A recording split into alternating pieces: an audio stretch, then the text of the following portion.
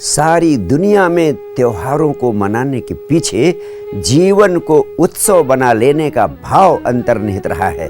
पूरे जीवन को ही आनंद का उत्सव मना लेने के भाव के कारण ही भारतवर्ष में किसी समय एक वर्ष में 365 त्योहार मनाए जाने लगे थे। यानी इसका अर्थ है हर रोज एक त्योहार, यानी जिंदगी के हर दिन को होली और जिंदगी की हर रात को दिवाली बना लेने का भाव। इसलिए हमने बहाने ढूंढ ढूंढ कर उत्सव बनाए। फसल की बुआई के अवसर को उत्सव बना लेना, फसल की कटाई के अवसर को उत्सव बना लेना, शत्रु पर विजय प्राप्त करने के अवसर को उत्सव बना लेना। इस प्रकार जिंदगी के सभी महत्वपूर्ण घटनाओं को हमने त्योहार और उत्सव के रूप में रूपांतरित कर दिया। लेकिन महाशिवरात्रि का पर्व आध्यात्मिक दृष्टि से अत्यंत महत्वपूर्ण है। सामान्यतः हर माह की चतुर्दशी को शिवरात्रि के रूप में जाना जाता है, लेकिन वर्ष में एक बार माघ या फाल्गुन माह की चतुर्दशी को महाशिवरात्रि के रूप में मनाया जाता है। महाशिवरात्रि को भगवान शिव और मां पार्वती के विवाह की वर्षगांठ के रूप में, मैरिज एनिवर्सरी के रूप में मनाया जाता है।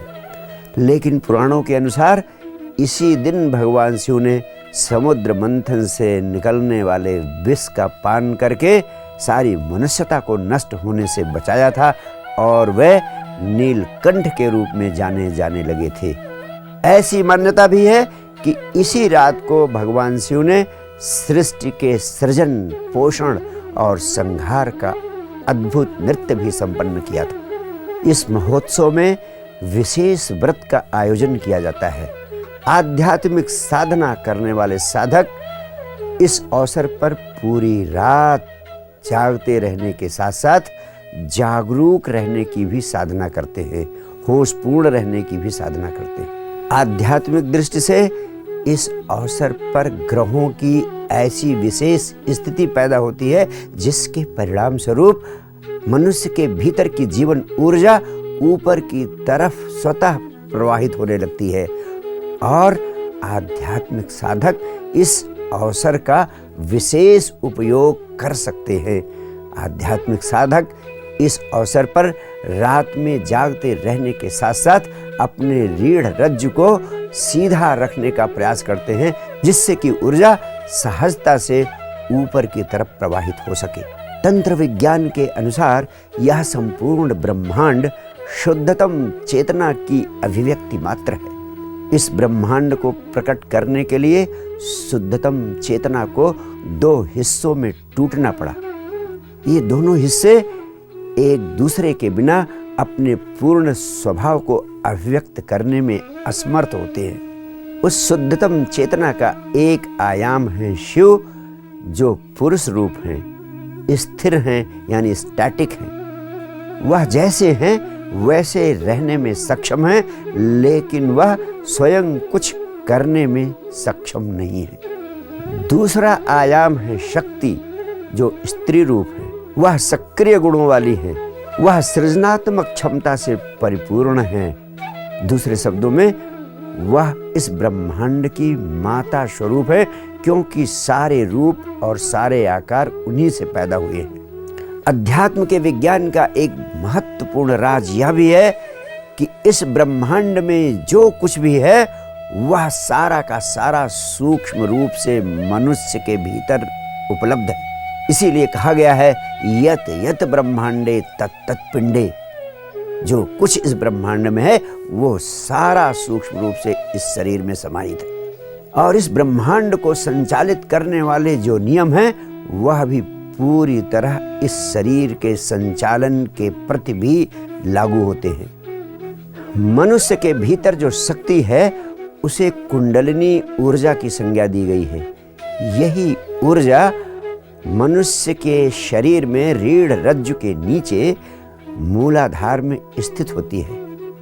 इस कुंडलिनी ऊर्जा को शरीर के विभिन्न चक्रों के माध्यम से ऊपर की तरफ प्रवाहित करके सहस्रार तक पहुंचाने के विज्ञान का नाम है कुंडलिनी योग। अध्यात्म का संपूर्ण विज्ञान मूलाधार पर स्थित कुंडलिनी ऊर्जा को विभिन्न चक्रों के माध्यम से सहस्रार की तरफ प्रवाहित करने पर केंद्रित है। जब यह जीवन ऊर्जा विभिन्न चक्रों से होती हुई सहस्रार पर पहुंचती है तो इस शक्ति का सहस्रार पर स्थित शिव की शक्ति से मिलन होता है। शक्ति का शिव से मिलन इस अस्तित्व की महानतम घटना है। इस मिलन से परम आनंद की अवस्था उपलब्ध होती है। इस मिलन से संपूर्ण अस्तित्व के साथ एक हो जाने की अवस्था उपलब्ध होती है। इसीलिए इस अवस्था को परम संभोग, महासंभोग या महामुद्रा की संज्ञा दी गई है। महाशिवरात्रि के अवसर पर जीवन ऊर्जा के इसी आयाम को पूर्णता तक पहुंचाने की पूरी व्यवस्था की गई है। यह अवसर इसलिए अत्यधिक महत्वपूर्ण हो जाता है कि इस समय संपूर्ण प्रकृति व्यक्ति के भीतर की ऊर्जा को ऊपर की तरफ प्रवाहित करने में स्वतः सहयोगी बन जाती है और ऐसी अवस्था में व्यक्ति सहजता से आध्यात्मिक साधना के शिखर को उपलब्ध कर सकता है। सिर्फ एक ही रात में सफलता का मिल जाना असंभव तो नहीं, लेकिन कठिन अवश्य हो सकता है। इसलिए मेरा यही संदेश है कि आज की रात, महाशिवरात्रि की रात, यह संकल्प ले कि हमें रोज रोज जागे हुए जीना है और आज की रात, इस महाशिवरात्रि की रात, इस संकल्प का शुभारंभ भी कर देना है। मेरा मानना है महाशिवरात्रि महोत्सव को सर्वोत्कृष्ट ढंग से मनाने का एक ही उपाय है, जागे हुए जीने का संकल्प लेना, निरंतर होशपूर्वक जीने का संकल्प लेना और इस संकल्प का आज ही शुभारंभ कर देना।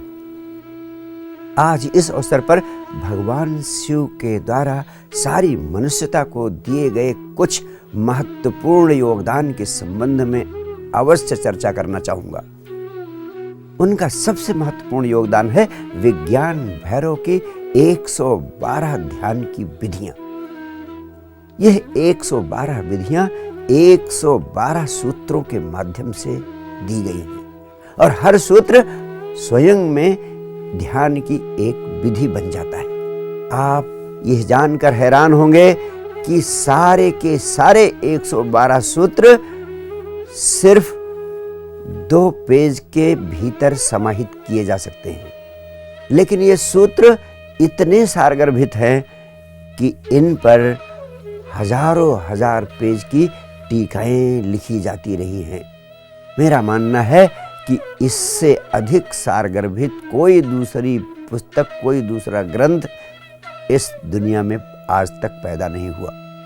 निश्चित रूप से यह अत्यंत असाधारण घटना है कि एक व्यक्ति ने एक छोटे से ग्रंथ में मनुष्य के जीवन के विज्ञान का, मनुष्य की चेतना के विज्ञान का, उसकी अंतर ऊर्जा के विज्ञान का पूरा सार एक ही पुस्तक में उड़ेल दिया। और उससे भी आश्चर्यजनक बात यह है कि इन 112 विधियों में आज तक कुछ भी अतिरिक्त रूप से जोड़ा नहीं जा सका है। यानी इन 112 विधियों के अलावा ध्यान की आज तक कोई दूसरी विधि, अतिरिक्त विधि निर्मित नहीं की जा सकी है। जितनी विधियां आज तक पैदा हुई हैं, सब इन 112 विधियों में समाहित हो जाती हैं। इन विधियों में कुछ भी अतिरिक्त रूप से जोड़ा नहीं जा सका है, क्योंकि विधियां स्वयं में पूरी तरह वैज्ञानिक और स्वयं में पूर्ण है। इनमें से कुछ भी आज तक काटा छांटा भी नहीं जा सका है, क्योंकि वह सब के सब एक एक शब्द अकाट्य घोषित हो चुके हैं, अकाट्य सिद्ध हो चुके हैं। भगवान शिव जैसे अद्भुत व्यक्ति की तुलना इस पृथ्वी पर किसी दूसरे व्यक्ति से कर पाना असंभव है। भगवान शिव का दूसरा परम वैज्ञानिक अनुदान हमने भगवान शिव को अर्धनारीश्वर के रूप में चित्रित किया है। यह एक अत्यंत अनूठा प्रतीक है, क्योंकि सारी दुनिया में इसके जैसा कोई दूसरा प्रतीक पैदा ही नहीं हो सका। वैसे तो शिव परम पुरुष है, लेकिन अर्धनारीश्वर के रूप में उनका आधा हिस्सा पूर्ण रूप से विकसित नारी का है। इसके पीछे एक अद्भुत कहानी है।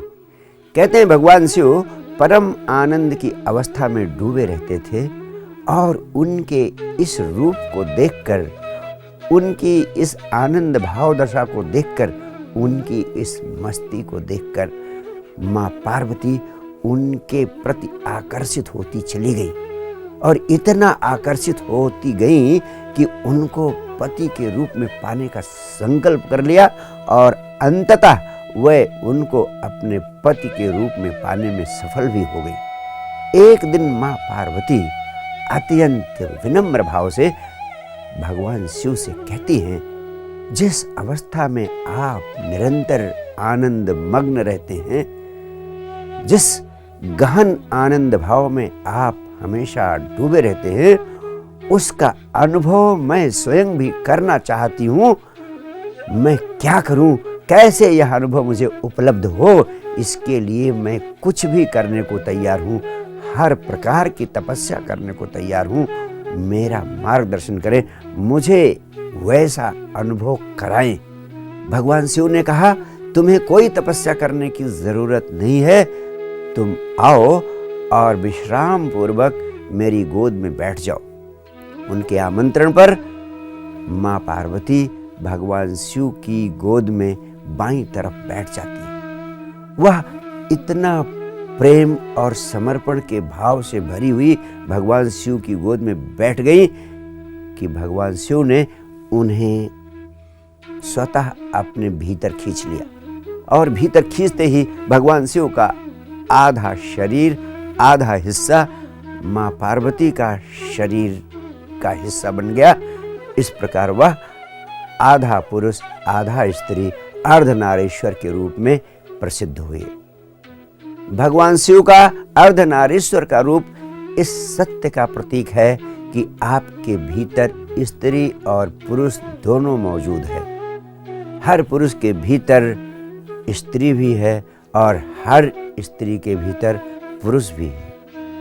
हर पुरुष का पहला शरीर पुरुष का है और दूसरा शरीर स्त्री का है। हर स्त्री के भीतर पहला शरीर स्त्री का है और दूसरा शरीर पुरुष का है। दूसरे, यह इस सत्य का भी प्रतीक है कि जब व्यक्ति के भीतर के स्त्री और भीतर के पुरुष का आपसी मिलन होता है, उस मिलन से परम आनंद की अवस्था उपलब्ध होती है। और यह भीतर के स्त्री और भीतर के पुरुष का मिलन अध्यात्म की अत्यंत महत्वपूर्ण घटना है, जो कि जीवन ऊर्जा के मूलाधार से सहस्रार पर पहुंचने पर घटित होती है। आपके जीवन में यह घटना घटित हो सके, यह महाशिवरात्रि आपके जीवन में इस घटना के घटित होने का शुभारंभ कर सके, इसी आशीष और आकांक्षा के साथ बहुत बहुत शुभकामनाएं। Thank you.